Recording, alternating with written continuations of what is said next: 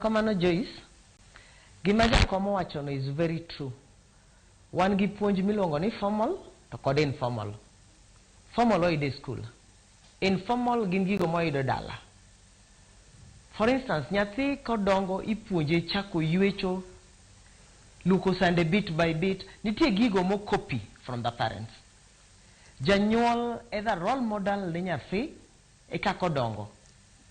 Janyuol e japuonj mokwongo mar nyathi.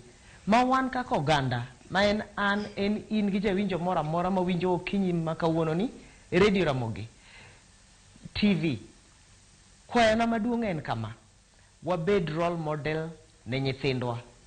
Nyathi onego copy gino makata ko owuok godo oko, ten gino manyiso chia mar familia. So many times idon nyithindwa mang'eny madongo kanie lwenje magiudi. Odongo koneno gima min gi wuon gi timo dala. Obende kako biro dongo mokendi